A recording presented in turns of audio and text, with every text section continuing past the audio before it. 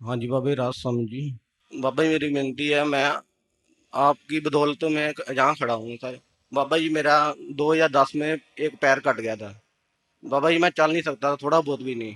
आपकी मेहर हुई है तो मैं यहाँ पर आपके सामने मैं खड़ा हूँ। बेटा देखो, कोई भी इंसान नहीं जिन्हें कदे दुख नहीं देखिया, और ना ही कोई इंसान है ਜਿਹਨੂੰ ਸਾਰੀਆਂ ਚੀਜ਼ਾਂ ਮਿਲ ਗਈਆਂ ਜੋ ਉਹ ਚਾਹੁੰਦਾ ਹੈ। ਇਹ ਦੁੱਖ ਸੁੱਖ ਜ਼ਿੰਦਗੀ ਦਾ ਹਿੱਸਾ ਹੈ। ਇਸ ਕਰਕੇ ਆਪਾਂ ਤਾਂ ਉਹਦੇ ਭਾਣੇ 'ਚ ਰਹਿਣਾ ਹੈ। ਜੋ ਤਿਸ ਭਾਵੇ ਨਾਨਕਾ ਸਾਈ ਗੱਲ ਚੰਗੀ। ਜੇ ਆਪਾਂ ਉਹਦੇ ਭਾਣੇ 'ਚ ਰਵਾਂਗੇ ਬੇਟਾ, ਉਹ ਹਿੰਮਤ ਦੇਊਗਾ ਕਿ ਆਪਾਂ ਜ਼ਿੰਮੇਵਾਰੀਆਂ ਪੂਰੀਆਂ ਕਰ ਸਕੇ। ਸਾਡੇ ਵਿੱਚ ਤਾਕਤ ਨਹੀਂ ਗੀ। ਇਨਸਾਨ ਤੋਂ ਤਾਂ ਆਪਣਾ ਖੁਦ ਦਾ ਸਰੀਰ ਨਹੀਂ ਸੰਭਾਲਿਆ ਜਾਂਦਾ, ਬਾਕੀ ਉਹਨੇ ਕੀ ਸੰਭਾਲਣਾ ਸੀਗਾ ਬੇਟਾ। ਸੋ ਜੇ ਆਪਾਂ ਉਸ ਦਾਇਰੇ ਵਿੱਚ ਆ ਕੇ ਉਹਦਾ ਸ਼ੁਕਰ ਕਰਾਂਗੇ, ਉਹਦੇ ਭਾਣੇ 'ਚ ਰਵਾਂਗੇ, ਉਹਨੇ ਆਪਣੇ ਆਪ ਇੰਨੀ ਬਖਸ਼ਿਸ਼ ਕਰਨੀ ਹੈ ਕਿ ਆਪਾਂ ਜ਼ਿੰਮੇਵਾਰੀਆਂ ਵੀ ਨਿਭਾ ਸਕੀਏ ਔਰ ਆਪਣੇ ਆਪ ਨੂੰ ਉਹਦੇ ਲਾਇਕ ਵੀ ਬਣਾ ਸਕੀਏ। बाबा जी, आप मेरी लाइफ के बारे में सब कुछ जानते हो, आपको पता है मेरे साथ क्या हुआ है। फिर भी मेरे पेरेंट्स चाहते हैं कि मैं दोबारा एक बार अपने बारे में सोचूं। बेटा अगर आप देखेंगे ना कि ये जो हवाई जहाज उड़ाते हैं एयरफोर्स वाले, अगर उनका किसी का एक्सीडेंट हो जाता है ना, कि मन में डर ना बैठ जाए, एकदम उसको दूसरे हवाई जहाज में बिठाकर उसको कहेंगे उड़ान भर। अब बेटा ज़िंदगी में बहुत उतार चढ़ाव आएंगे, मगर हर एक उतार चढ़ाव को लेकर हम डर के बैठ जाएं तो ज़िंदगी गुजारी नहीं जाएगी बेटा। माँ बाप जो भी सोचते हैं आपकी बेहतरी के लिए सोचते हैं। बाबा जी, मैं फिर भी चाहती हूँ कि मुझे अपने आप पे भी भरोसा नहीं है। फिर भी मैं एक बार ये चाहती हूँ कि आप जो कहोगे मैं वही करूँगी, जो आपको सही लगेगा मैं वही करूँगी। नहीं बेटा, मेरे लिए तो सभी अच्छे हैं, मैं किसी को थोड़ी बुरा कहूँगा बेटा। ये तो बेटा इंसान सभी अच्छे हैं, सिर्फ फर्क ये है कि जब मालिक हमें इकट्ठा करता है, किसी की एक सोच है, दूसरे की दूसरी सोच है, इसीलिए हम इन गिले शिकवों में पड़ जाते हैं।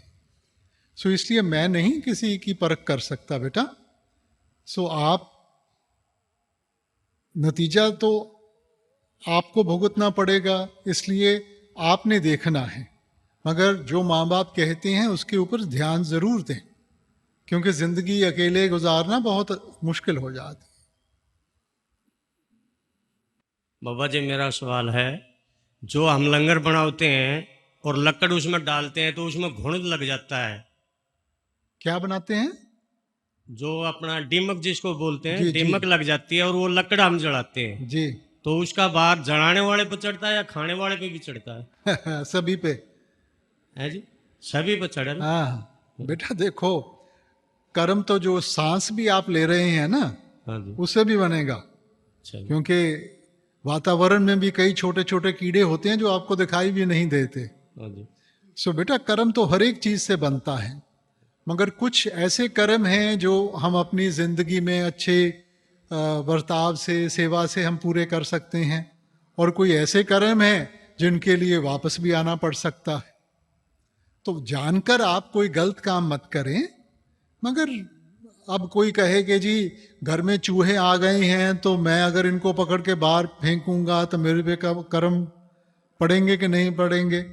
अगर उसके ऊपर आपने दया कर दी, कल को बीमारी हो गई तो फिर भुगतना तो पड़ेगा ना। बाबा जी, दिवाली, दशहरा, होली वगैरह जो त्योहार होते हैं, क्या वो मनाने चाहिए? बड़ी खुशी से, क्या फर्क पड़ता है। ठीक है। मगर बेटा देखो, ये जितने भी त्योहार हैं ना, इनके पीछे एक सोच है। हम तो सोचते हैं कि जी मौज मेला कर लो और त्योहार हो गया, मगर जो सोच है उसको भी तो याद करें ना। अब दिवाली क्यों मनाई जाती है? सिखों का जो दिवाली के साथ संबंध है वो अलग है। उस वक़्त गुरु साहब वापस आए थे। जो हिंदुओं का संबंध है वो अलग है कि राम जी वापस आए थे। ठीक है ना। तो उस सोच को समझकर आप उस चीज को मनाएंगे तो अलग बात है। मगर अगर हम सोचें कि जी दिवाली के लिए तो मैंने जाके जुआ खेल लेना है या मैंने और कुछ कर लेना है, तो वो तो फिर मकसद ना हुआ। बाबा जी मेरा दूसरा क्वेश्चन है कि जो सत्संग के बाद जो प्रसाद मिलता है तो क्या उसका नित नियम बनाना चाहिए कि रोज खाना ही खाना है? वो आपके ऊपर मुनसर है, खाएं ना खाएं। ठीक है। बाबा जी नामदान लेने के बाद जिसने संत मत के उसूलों को जानबूझकर तोड़ दिया है, क्या वो भजन सिमरन में दोबारा तरक्की कर सकता है? नहीं बेटा, अगर देखो जिंदगी देती है सीखण वास्ते। अगर हम सीखेंगे, हमें एहसास होगा कि हमारे से गलती हो गई, हम उसको पूरा करने की कोशिश करेंगे तो मालिक ज़रूर बख्शिश करेगा। मगर इंसान ने तो एक आदत सी बना ली है। अब छोटा बच्चा गलती करता है, माँ के पास जाता है, माफ़ी मांगता है, माँ कहेगी चल कोई ना, दोबारा मत करना। फिर गलती करता है, फिर माफ़ी मांगता है, माँ कहेगी आदत मत बना ले। फिर गलती करता है, फिर जाता है, तो वो कहेगी जब तक मैं तेरा कान नहीं खींचूंगी तू तो सीखता ही नहीं है। सो प्रॉब्लम आती है बेटा कि इंसान सीखता नहीं। इतिहास क्यों पढ़ाया जाता है? कि जो पहले हो गया हम उनसे सीखें। और अगर हम नहीं सीखेंगे तो फिर बोझ तो हमें उठाना पड़ेगा ना।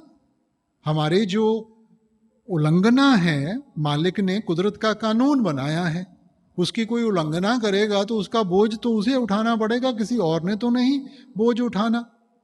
तो मैं क्यों ऐसा कदम करूंगा बेटा जिसके साथ मेरा बोझ बढ़ेगा? मालिक ने मेरे को विवेक दी है तो मैं उस विवेक का इस्तेमाल तो करूं ना। बाबा जी मेरा दूसरा सवाल है, हम अपने बच्चों के भविष्य के लेकर बहुत चिंतित रहते हैं, जो हमें भजन सिमरन करने नहीं देती, तो हमें क्या करना चाहिए बाबा जी? बेटा देखो, माँ बाप का बच्चों के साथ एक रिश्ता जुड़ा हुआ है, उसके साथ एक फर्ज है।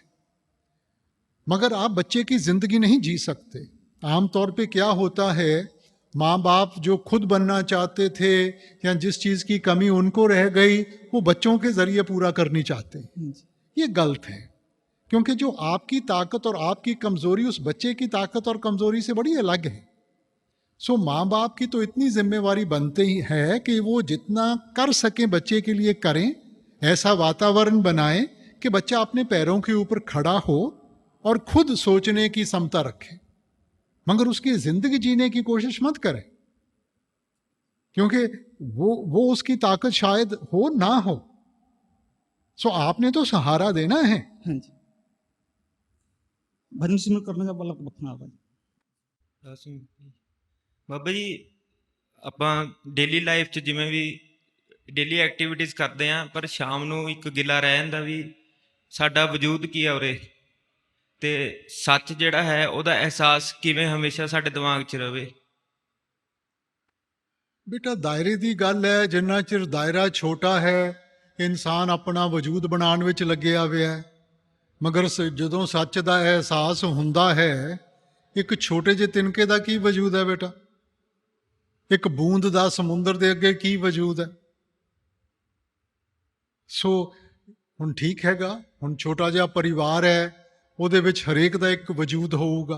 मगर दायरा ਵੱਡਾ करो, अपने शहर तक लै जाओ तो ਉਹੋ ਜਿਹੇ कई परिवार होणगे। सूबे तक लै जाओ, होर भी ज़्यादा परिवार होणगे।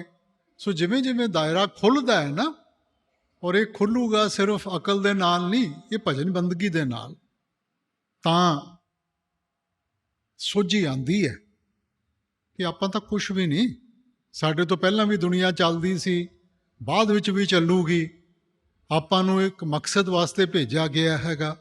ਅਸੀਂ ਸੋਚਦੇ ਹਾਂ ਕਿ ਨਾ ਪਰਿਵਾਰ ਸਾਡੇ ਤੋਂ ਬਗੈਰ ਚੱਲ ਸਕਦਾ ਹੈ, ਨਾ ਕੰਮਕਾਜ ਸਾਡੇ ਤੋਂ ਬਗੈਰ ਚੱਲ ਸਕਦਾ ਹੈ। ਬੇਟਾ ਵੱਡੇ ਵੱਡੇ ਆਏ, ਉਹ ਵੀ ਚਲੇ ਗਏ। ਸੋ ਆਪਣਾ ਕੀ ਵਜੂਦ ਹੈ? ਬਾਬਾ ਜੀ ਜਿਵੇਂ ਆਪਾਂ ਨੂੰ ਭਜਨ ਸਿਮਰਨ ਵੇਲੇ ਦੱਸਿਆ ਜਾਂਦਾ ਹੈ ਕਿ ਧੁਨ ਜਦੋਂ ਸੁਣਾਈ ਦਿੰਦੀ ਹੈ ਤੇ ਪ੍ਰਕਾਸ਼ ਦਿਖਾਈ ਦਿੰਦਾ ਹੈ, ਪ੍ਰਕਾਸ਼ ਆਪਾਂ ਨੂੰ ਜ਼ਿਆਦਾ ਦੇਖ ਲੈਣਾ ਚਾਹੀਦਾ ਜੀ। ਬੇਟਾ ਪਹਿਲੀ ਗੱਲ ਤਾਂ ਇਹ ਹੈ ਕਿ ਜਦੋਂ ਧੁਨ ਸੁਣਾਈ ਦਿੰਦੀ ਨਹੀਂ, ਧੁਨ ਤਾਂ 24 ਘੰਟੇ ਵੱਜ ਰਹੀ ਹੈ, ਪ੍ਰਕਾਸ਼ 24 ਘੰਟੇ ਤੁਹਾਡੇ ਅੰਦਰ ਹੈ। ਹੁਣ ਜੇ ਮੈਂ ਹੀ ਅੱਖਾਂ ਬੰਦ ਕਰ ਲਵਾਂ ਤਾਂ ਮੈਨੂੰ ਕੀ ਦਿਖਾਈ ਦੇਊਗਾ ਬੇਟਾ? ਸੋ ਇਸ ਕਰਕੇ ਬੇਟਾ ਭਜਨ ਬੰਦਗੀ ਦਾ ਮਕਸਦ ਹੈ ਕਿ ਆਪਾਂ ਜਾਗਰਿਤ ਅਵਸਥਾ ਵਿੱਚ ਕਦਮ ਰੱਖੀਏ। ਜਾਗਰਿਤ ਅਵਸਥਾ ਮਤਲਬ ਕਿ ਸਾਨੂੰ ਅਹਿਸਾਸ ਹੋਵੇ, ਸੱਚ ਦਾ ਅਹਿਸਾਸ ਹੋਵੇ। ਬਾਹਰਲੀਆਂ ਅੱਖਾਂ ਬੰਦ ਕਰਾਂਗੇ। ਇਸ ਕਰਕੇ ਸਵਾਮੀ ਜੀ ਨੇ ਕਿਹਾ ਸੀ ਕਿ ਸੰਤ ਮਹਾਤਮਾ ਤਾਂ ਜੋ ਦੁਨੀਆ ਕਹਿੰਦੀ ਹੈ ਉਲਟਾ ਕਹਿੰਦੇ ਆ। ਦੁਨੀਆ ਕਹਿੰਦੀ ਹੈ ਅੱਖਾਂ ਖੋਲ ਕੇ ਦੇਖੋ, ਉਹ ਕਹਿੰਦੇ ਅੱਖਾਂ ਬੰਦ ਕਰਕੇ ਦੇਖੋ। ਦੁਨੀਆ ਕਹਿੰਦੀ ਹੈ ਕੰਨਾਂ ਨੂੰ ਨਾਲ ਸੁਣੋ, ਉਹ ਕਹਿੰਦੇ ਆ ਕੰਨਾਂ ਨੂੰ ਬੰਦ ਕਰਕੇ ਸੁਣੋ। ਦੁਨੀਆ ਕਹਿੰਦੀ ਹੈ ਜੀਣਾ ਸਿੱਖੋ, ਉਹ ਕਹਿੰਦੇ ਆ ਮਰਨਾ ਸਿੱਖੋ। ਸੋ ਸਾਰਾ ਕੁਝ ਹੀ ਆਪਣੇ ਅੰਦਰ ਹੈ। ਇਹ ਸਿਰਫ ਇੱਕ ਜਾਗਰਤ ਅਵਸਥਾ ਵਿੱਚ ਆਪਾਂ ਆਪਣੇ ਆਪ ਨੂੰ ਲੈ ਕੇ ਜਾਣਾ ਹੈ। ਸਾਡਾ ਖਿਆਲ ਬਾਹਰ ਫੈਲਿਆ ਹੋਇਆ ਹੈ। ਜਿਵੇਂ ਜਿਵੇਂ ਉਹਨੂੰ ਇਕਾਗਰ ਕਰਕੇ ਅੰਦਰ ਦੀ ਤਰਫ ਕਰਾਂਗੇ ਨਾ, ਆਪਣੇ ਆਪ ਇਹ ਸਾਰੀਆਂ ਚੀਜ਼ਾਂ ਸਾਹਮਣੇ ਆ ਜਾਣਗੀਆਂ। ਹੁਣ ਜਦੋਂ ਭਜਨ ਬੰਦਗੀ 'ਚ ਬੈਠਦੇ ਆ, ਕਿਸੇ ਨੂੰ ਪਹਿਲਾਂ ਪ੍ਰਕਾਸ਼ ਦਿਖਾਈ ਦਿੰਦਾ ਹੈ, ਕਿਸੇ ਨੂੰ ਪਹਿਲਾਂ ਧੁਨ ਸੁਣਾਈ ਦਿੰਦੀ ਹੈ, ਮਗਰ ਉਹ ਆਂਦੀ ਜਾਂਦੀ ਨਹੀਂ, ਸਾਡਾ ਧਿਆਨ ਆਂਦਾ ਜਾਂਦਾ ਹੈ। ਤਾਂ ਜਿਹੜੀ ਵੀ ਚੀਜ਼ ਤੁਹਾਡੇ ਸਾਹਮਣੇ ਹੈ, ਬਸ ਉਹਦੇ ਨਾਲ ਆਪਣੇ ਆਪ ਨੂੰ ਜੋੜੋ, ਪਰਖਾਂ ਵਿੱਚ ਨਾ ਪਾਓ। ਪ੍ਰਕਾਸ਼ ਦਿਖਾਈ ਦਿੰਦਾ, ਬਸ ਆਨੰਦ ਲਓ ਉਹਦੇ ਵਿੱਚੋਂ। ਧੁਨ ਸੁਣਾਈ ਦਿੰਦੀ ਹੈ, ਉਹਦੇ 'ਚੋਂ ਆਨੰਦ ਲਓ। ਸ਼ੁਕਰ ਹੈ ਬਾਬਾ ਜੀ। ਬਾਬਾ ਜੀ ਤੁਸੀਂ ਬਹੁਤ ਕੁਛ ਦਿੱਤਾ ਬਾਬਾ ਜੀ, ਬਹੁਤ ਕੁਛ ਦਿੱਤਾ ਬਾਬਾ ਜੀ। ਉਹਨੂੰ ਕੁਛ ਨਹੀਂ ਚਾਹੀਦਾ, ਆਪਣੇ ਰੰਗ ਵਿੱਚ ਰੰਗ ਲਓ ਬਾਬਾ ਜੀ, ਆਪਣੇ ਰੰਗ ਵਿੱਚ ਰੰਗ ਲਓ ਬਾਬਾ ਜੀ। ਬੇਟਾ ਆਪਾਂ ਨੂੰ ਨਾ ਆਪਣੀ ਕਰਨੀ ਦਾ ਮਿਲੂਗਾ, ਕਿਉਂਕਿ ਊਂ ਜੇ ਕੋਈ ਦੇ ਦੇ ਨਾ ਤਾਂ ਕਦਰ ਨਹੀਂ ਹੁੰਦੀ ਦੁਨੀਆ ਵਿੱਚ ਨਾ। ਜੇ ਬਗੈਰ ਮਿਹਨਤ ਕੀਤੇ ਦੌਲਤ ਵੀ ਮਿਲ ਜੇ, ਕਦਰ ਨਹੀਂ ਹੁੰਦੀ, ਆਪਾਂ ਗਵਾ ਕੇ ਬਹਿ ਜਾਂਦੇ ਹਾਂ। ਜਿਹੜੀ ਆਪਣੀ ਹੱਡ ਬੀਤੀ ਮਿਹਨਤ ਦੀ ਕਮਾਈ ਹੈ ਨਾ, ਖੂਨ ਪਸੀਨੇ ਦੀ ਕਮਾਈ ਹੈ, ਉਹਦੀ ਕਦਰ ਹੁੰਦੀ ਹੈ ਬੇਟਾ। ਉਸੇ ਤਰ੍ਹਾਂ ਭਜਨ ਬੰਦਗੀ ਵਿੱਚ ਵੀ ਨਾ, ਜਦੋਂ ਆਪਾਂ ਮਿਹਨਤ ਕਰਾਂਗੇ, ਤੁਸੀਂ ਇੱਕ ਕਦਮ ਚੁੱਕੋਗੇ, ਉਹ 10 ਚੁੱਕੋ, ਔਰ ਉਹਦੀ ਕਦਰ ਪਊਗੀ, ਉਹੀ ਸੰਭਾਲ ਸਕਾਂਗੇ। ਅਸੀਂ ਮੰਗਦੇ ਰਹਿੰਦੇ ਹਾਂ, ਜੇ ਉਹਨੇ ਸਾਡੀ ਮੰਗ ਸੁਣ ਕੇ ਦੇ ਵੀ ਦਿੱਤਾ ਤਾਂ ਸਾਡੇ ਤੋਂ ਸੰਭਾਲਿਆ ਨਹੀਂ ਗਿਆ, ਤਾਂ ਬੇਟਾ ਨੁਕਸਾਨ ਫਿਰ ਆਪਣਾ ਹੈ। ਸੋ ਇਸ ਕਰਕੇ ਆਪਣੀ ਕਰਨੀ ਦੇ ਜ਼ਰੀਏ ਕਰੋ। ਬਾਬਾ ਜੀ ਪਹਿਲੇ ਮੈਨੂੰ ਤੁਹਾਡੀ ਬਹੁਤ ਤਰਫ ਰਹਿੰਦੀ ਸੀ ਬਾਬਾ ਜੀ, ਬਹੁਤ ਜ਼ਿਆਦਾ। ਕਿੱਦਾਂ ਬਾਬਾ ਜੀ ਜ਼ਿੰਮੇਵਾਰੀਆਂ ਸਮਝਦਾ ਪਿਆ, ਤਾਂ ਉਸ ਕਰਕੇ ਬਾਬਾ ਜੀ ਥੋੜਾ ਬਸ ਮੈਂ ਦੂਰ ਹੋ ਰਿਹਾ ਬਾਬਾ ਜੀ। ਮੈਂ ਕੋਸ਼ਿਸ਼ ਕਰਦਾ ਮੈਂ ਆਪਣੇ ਲੜ ਲੱਗਾ ਰਹਾਂ ਬਸ ਬਾਬਾ ਜੀ, ਤੁਹਾਡੇ ਇਹੀ ਤਾਂ ਆਪਣੀ ਲੜ ਤਰਾਸ਼ ਲੱਗਾ ਰਹਾਂ ਬਾਬਾ ਜੀ ਤੁਹਾਡੇ ਕੋਲ। ਨਹੀਂ, ਹੁਣ ਜ਼ਿੰਮੇਵਾਰੀਆਂ ਸਾਡੇ ਤੋਂ ਤਾਂ ਪੂਰੀਆਂ ਨਹੀਂ ਹੋਣ ਲੱਗੀਆਂ। ਜਿੰਨਾ ਚਿਰ ਉਹਦੀ ਬਖਸ਼ਿਸ਼ ਨਾ ਹੋਵੇ, ਆਪਾਂ ਕਿੱਥੋਂ ਪੂਰੀਆਂ ਕਰਾਂਗੇ ਬੇਟਾ। ਸਗੋਂ ਸਾਨੂੰ ਤਾਂ ਜਦੋਂ ਜ਼ਿੰਮੇਵਾਰੀਆਂ ਨਾਲ ਜੁੜਦੇ ਆ, ਹੋਰ ਆਪਣੇ ਭਜਨ ਬੰਦਗੀ ਕਰਨੀ ਚਾਹੀਦੀ ਹੈ। ਆਪਾਂ ਉਲਟਾ ਕਰਦੇ ਹਾਂ। ਜਦੋਂ ਵੀ ਜ਼ਿੰਮੇਵਾਰੀਆਂ ਆਉਂਦੀਆਂ, ਆਪਾਂ ਭਜਨ ਸਿਮਰਨ ਸਭ ਤੋਂ ਪਹਿਲਾਂ ਛੱਡਦੇ ਹਾਂ। ਆਪਾਂ ਨਹੀਂ ਪੂਰਾ ਕਰ ਸਕਦੇ ਬੇਟਾ, ਜਿੰਨਾ ਚਿਰ ਉਹਦੀ ਬਖਸ਼ਿਸ਼ ਨਾ ਹੋਵੇ। ਇਹ ਸਾਡੇ ਤੋਂ ਨਹੀਂ ਨਿਭਾਈਆਂ ਜਾਣੀਆਂ। ਇਹਨਾਂ ਮੋਢਿਆਂ 'ਚ ਜ਼ੋਰ ਨਹੀਂਗਾ ਕਿ ਆਪਾਂ ਇਹ ਜ਼ਿੰਮੇਵਾਰੀਆਂ ਚੁੱਕ ਸਕੀਏ। ਸੋ ਇਸ ਕਰਕੇ ਆਪਣੀ ਲੋੜ ਨੂੰ ਭਜਨ ਸਿਮਰਨ ਕਰਨਾ। ਲੋੜ ਸਾਨੂੰ ਹੈ। ਭਜਨ ਸਿਮਰਨ ਕਰਾਂਗੇ, ਬਖਸ਼ਿਸ਼ ਹੋਊਗੀ, ਤਾਕਤ ਹੋਊਗੀ, ਤਾਂ ਨਿਭਾ ਪਾਵਾਂਗੇ, ਨਹੀਂ ਤਾਂ ਨਹੀਂ ਨਿਭਾ ਪਾਵਾਂਗੇ ਬੇਟਾ। ਬਾਬਾ ਜੀ ਤੁਹਾਡੇ ਵਰਗਾ ਮੁਰਸ਼ਿਦ ਕੋਈ ਨਹੀਂਗਾ ਬਾਬਾ ਜੀ। ਬਾਬਾ ਜੀ ਇੱਦਾਂ ਦਾ ਮੁਰਸ਼ਿਦ ਨਹੀਂ ਲੱਭਣਾ ਪਾਪਾ ਜੀ। ਵੱਡਾ ਛੋਟਾ ਨਾ ਤੁਸੀਂ ਕਰਨਾ। ਭਜਨ ਬੰਦਗੀ ਕਰੋਗੇ ਤਾਂ ਵਡਾਈ ਹੋਊਗੀ। ਇਹ ਤੁਹਾਡੇ ਕਹਿਣ ਦੇ ਨਾਲ ਨਹੀਂ ਕਿਸੇ ਨੇ ਵੱਡਾ ਹੋ ਜਾਣਾ। ਤੁਸੀਂ ਬਣ ਕੇ ਦਿਖਾਓ, ਉਹਦੇ 'ਚ ਵਡਿਆਈ ਹੈ। ਹਰੇਕ ਪਰਿਵਾਰ ਦੀ ਬੇਟਾ ਪਹਿਚਾਨ ਹੁੰਦੀ ਹੈ ਕਿ ਬੱਚੇ ਕਿੰਨੇ ਕਾਬਿਲ ਹੁੰਦੇ ਹੈ। ਜੇ ਬੱਚਾ ਨਲਾਇਕ ਨਿਕਲ ਜੇ ਨਾ, ਬੱਚੇ ਨੂੰ ਨਹੀਂ ਕੋਈ ਕਹਿੰਦਾ, ਉਂਗਲੀ ਬਾਪ ਦੇ ਉੱਤੇ ਉੱਠਦੀ ਹੈ। ਸੋ ਮਹਾਰਾਜ ਜੀ ਕਿਹਾ ਕਰਦੇ ਸੀ, ਕਿਸੇ ਨੇ ਪੁੱਛਿਆ ਸੀ ਮਹਾਰਾਜ ਜੀ ਨੂੰ ਉਹਨਾਂ ਦੀ ਜ਼ਿੰਦਗੀ ਬਾਰੇ। ਹੁਣ ਮਹਾਰਾਜ ਜੀ ਨੇ ਕਿਹਾ, ਮੇਰੀ ਜ਼ਿੰਦਗੀ ਤਾਂ ਮੇਰੀ ਸੰਗਤ ਹੈ। ਸੋ ਇਹ ਜ਼ਿੰਮੇਵਾਰੀ ਤੁਹਾਡੇ ਤੇ ਹੈ। ਤੁਸੀਂ ਮੈਨੂੰ ਕਿੰਨਾ ਵੱਡਾ ਕਿੰਨਾ ਛੋਟਾ बनाते हो। बाबा जी, मैं आपका बहुत बहुत शुक्रगुजार हूँ कि आज आपने ये मौका दिया। बाबा जी, मेरी ये बेनती है कि आपका ये छोटा सा बच्चा एक कलाकार है, क्या मुझे हर प्रकार की गायकी करनी चाहिए या नहीं करनी चाहिए, या शब्द ही गाने चाहिए? नहीं बेटा, ये तो आपके ऊपर मुनस्सिर है कि आप जिस फील्ड में भी हैं उसका अलग अलग तर्ज है, तो आप उसको निभाएं। ਹਜ਼ੂਰ, ਕਈ ਵਾਰ ਭਜਨ ਸਿਮਰਨ ਤੋਂ ਬਾਅਦ ਜਾਂ ਸੇਵਾ ਤੋਂ ਬਾਅਦ ਕੋਈ ਦਿਨ ਐਸਾ ਹੁੰਦਾ ਹੈ ਜਦੋਂ ਬਹੁਤ ਬਿਰਹ ਜਾਗਦੀ ਹੈ, ਬੈਰਾਗ ਦੀ ਅਵਸਥਾ ਹੁੰਦੀ ਹੈ, ਵੀ ਕਿਸੇ ਨਾਲ ਵੀ ਦਿਲ ਨਹੀਂ ਕਰਦਾ ਗੱਲ ਕਰਨ ਨੂੰ। ਔਰ ਉਸ ਵੇਲੇ ਆਪਣੇ ਮੁਰਸ਼ਿਦ ਲਈ ਦਿਲ ਤੜਫੇ ਤੇ ਉਸ ਅਵਸਥਾ ਦੇ ਵਿੱਚ ਕੀ ਕਰਨਾ ਚਾਹੀਦਾ ਹੈ? ਬੇਟਾ ਦੇਖੋ, ਇਹ ਵਿਰਹ ਵੀ ਨਾ ਉਹਦੀ ਦਾਤ ਹੈ, ਕਿਉਂਕਿ ਜਿੰਨਾ ਚਿਰ ਕਿਸੇ ਚੀਜ਼ ਦੀ ਕਮੀ ਮਹਿਸੂਸ ਨਾ ਹੋਵੇ ਤਾਂ ਮਨ ਬੜਾ ਤਾਕਤਵਰ ਹੈ, ਇਹ ਕੁਰਬਾਨੀਆਂ ਨਹੀਂ ਦਿੰਦਾ। ਸੋ ਜੇ ਮਾਲਿਕ ਆਪਣੇ ਉੱਤੇ ਬਖਸ਼ਿਸ਼ ਕਰ ਰਿਹਾ ਹੈ, ਆਪਣੀ ਸੋਚ ਜਾਂ ਆਪਣੀ ਅਵਸਥਾ ਇਹੋ ਜਿਹੀ ਬਣਾ ਰਿਹਾ ਹੈ, ਆਪਾਂ ਉਹਨੂੰ ਚੈਨਲਾਈਜ਼ ਕਰਨਾ ਹੈਗਾ।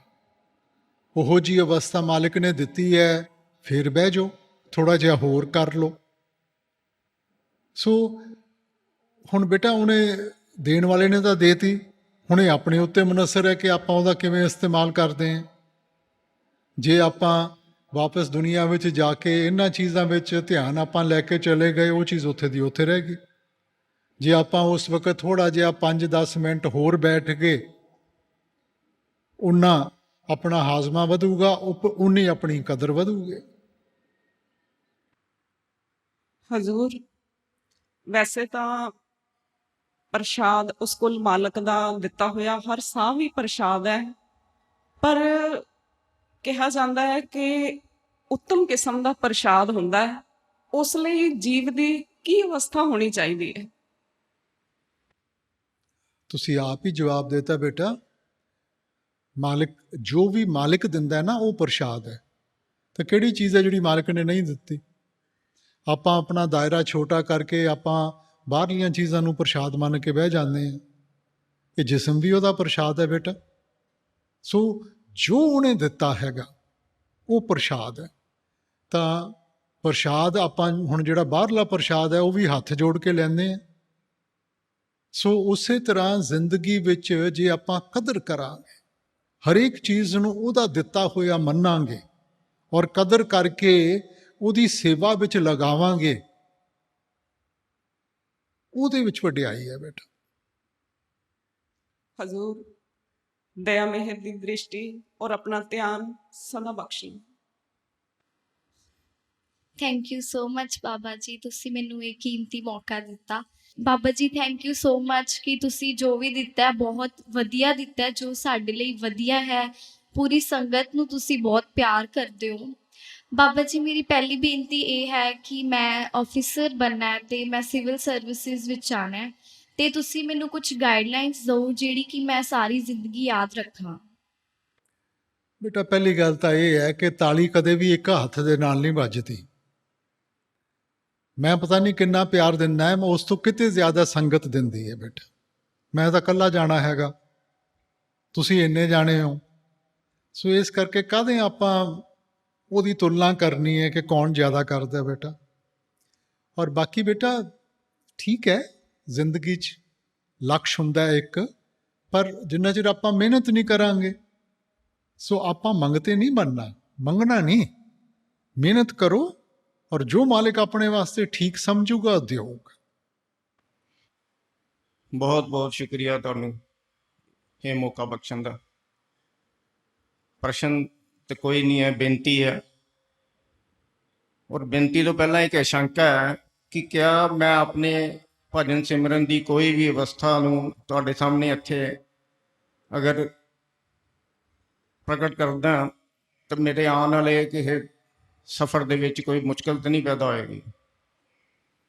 ਜੋ ਭਜਨ ਬੰਦਗੀ ਦੇ ਵਕਤ ਬੇਟਾ ਆਪਾਂ ਅੰਦਰੋਂ ਮਹਿਸੂਸ ਕਰਦੇ ਹਾਂ, ਉਹ ਬੇਸਿਕਲੀ ਸਾਡੇ ਵਾਸਤੇ ਹੈ, ਸਾਡਾ ਵਿਸ਼ਵਾਸ ਵਧਾਉਣ ਵਾਸਤੇ ਹੈ। ਮਗਰ ਲਕਸ਼ ਤਾਂ ਆਪਣਾ ਬਹੁਤ ਅੱਗੇ ਹੈ। ਹੁਣ ਜਿੱਥੇ ਵੀ ਪਹੁੰਚ ਗਏ ਮਾਲਿਕ ਦੀ ਬਖਸ਼ਿਸ਼ ਦੇ ਨਾਲ ਪਹੁੰਚੇ ਹੈ, ਅਸੀਂ ਉਹਦੀ ਕਦਰ ਕਰਨੀ ਹੈ। ਅੰਦਰ ਵਿਸ਼ਵਾਸ ਬਣਨਾ ਚਾਹੀਦਾ ਹੈ ਕਿ ਉਹਦੀ ਬਖਸ਼ਿਸ਼ ਹੈ, ਇਸੇ ਕਰਕੇ ਆਪਾਂ ਇਸ ਮੁਕਾਮ ਤੱਕ ਪਹੁੰਚ ਗਏ। ਮਾਲਕ ਦੀ ਦਇਆ ਨਾਲ ਜਿਸ ਸਫ਼ਰ ਤੇ ਜਿਸ ਤਰੀਕੇ ਨਾਲ ਚੱਲਦੇ ਹਾਂ ਉਹ ਚੱਲਣ ਦੇਣਾ ਚਾਹੀਦਾ ਹੈ। ਬੇਟਾ ਮਿਲੂਗਾ ਤਾਂ ਆਪਣੀ ਕਰਨੀ ਦੇ ਨਾਲ ਮਿਲੂਗਾ, ਕਿਸੇ ਹੋਰ ਦੀ ਕਰਨੀ ਦੇ ਨਾਲ ਤਾਂ ਨਹੀਂ ਮਿਲਣਾ। ਹੁਣ ਜਿਹੜੀ ਸਾਡੀ ਕਰਨੀ ਹੈ, ਰਿਸ਼ਤਾ, ਇਹ ਪਿਆਰ ਦਾ ਰਿਸ਼ਤਾ ਹੈ। ਆਪਾਂ ਕਦੇ ਸੋਚਦੇ ਹਾਂ ਕਿ ਮੈਂ ਜਿਹੜਾ ਬਾਲ ਬੱਚਿਆਂ ਦੇ ਨਾਲ ਜਾਂ ਆਪਣੇ ਮਾਂ-ਬਾਪ ਦੇ ਨਾਲ ਪਿਆਰ ਕਰ ਰਿਹਾ ਹਾਂ, ਇਹ ਪਿਆਰ ਸਹੀ ਹੈ ਕਿ ਇਹ ਪਿਆਰ ਗਲਤ ਹੈ? ਨਹੀਂ ਵਿੱਚ ਕੁਝ ਚੀਜ਼ ਹੈ ਜਿਹੜੀ ਕਿ ਮੈਨੂੰ ਆਉਂ ਲੱਗਦਾ ਹੈ ਕਿ ਮੈਨੂੰ ਆਸ਼ੰਕਾ ਪੈਦਾ ਕਰਦੀ ਹੈ ਕਿ ਇਹ ਸਹੀ ਹੈ ਜਾਂ ਨਹੀਂ ਹੈ। ਬੇਟਾ ਜਦੋਂ ਘੋੜੇ ਨੂੰ ਦੌੜਾਈਦਾ ਹੈ ਨਾ, ਉਹਦੇ ਨਾ ਅੱਖਾਂ ਦੇ ਉੱਤੇ ਉਹ ਬਲਿੰਕਰਸ ਪਾ ਦਿੱਤੇ ਜਾਂਦੇ ਆ। ਉਹਦੇ ਨਾਲ ਉਹ ਖੱਬੇ ਸੱਜੇ ਨਹੀਂ ਦੇਖ ਸਕਦਾ, ਸਿਰਫ ਅੱਗੇ ਦੇਖ ਸਕਦਾ। ਇਹ ਜਿੰਨਾ ਉਹ ਖੱਬੇ ਸੱਜੇ ਦੇਖੂਗਾ ਨਾ, ਉਨੀ ਉਹਦੀ ਰਫ਼ਤਾਰ ਹੌਲੀ ਹੋ ਜਾਂਦੀ ਹੈ। ਸੋ ਸਾਡਾ ਇੱਕੋ ਹੀ ਲਕਸ਼ ਹੈ, ਆਪਾਂ ਕਰੀ ਜਾਣਾ ਹੈ। ਇਹ ਆਪਾਂ ਜਿਹੜਾ ਲੈ ਲੈਂਦੇ ਆ ਨਾ ਕਿ ਜੀ ਮੈਨੂੰ ਆਹ ਮਹਿਸੂਸ ਹੋ ਰਿਹਾ ਹੈ ਕਿ ਮੈਂ ਕਿੱਥੇ ਪਹੁੰਚ ਗਿਆ, ਕੀ ਲੈਣਾ ਮੈਂ। ਮਹਾਰਾਜ ਜੀ ਕਿਹਾ ਕਰਦੇ ਸਨ ਕਿ ਇੱਥੇ ਕੋਈ ਵਿੱਚ ਵਿਚਾਲ ਦਾ ਰਸਤਾ ਨਹੀਂ ਗਾ, ਜਾਂ ਤੁਸੀਂ ਮੁਕਾਮ ਤੇ ਪਹੁੰਚ ਗਏ ਜਾਂ ਨਹੀਂ ਪਹੁੰਚੇ, ਹੈ ਹੀ ਨਹੀਂ ਹੋਰ ਕੋਈ ਰਸਤਾ। ਸੋ ਜਿੰਨਾ ਚਿਰ ਮੈਂ ਮੁਕਾਮ ਤੇ ਨਹੀਂ ਪਹੁੰਚਿਆ, ਮੈਂ ਮਿਹਨਤ ਕਰਨੀ ਜਾਣੀ ਹੈ। ਜਿੱਦਣ ਮੈਂ ਮੁਕਾਮ ਤੇ ਪਹੁੰਚ ਗਿਆ, ਗੱਲ ਖਤਮ ਹੋ ਗਈ। ਸੰਗਤ ਨੂੰ ਆਪਣੇ ਬਲ ਬਖਸ਼ ਭਜਨ ਸਿਮਰਨ ਦਾ, ਔਰ ਏਦਾਂ ਹੀ ਆਪਣੇ ਚਰਨਾਂ ਨਾਲ ਲਗਾ ਰੱਖੇ।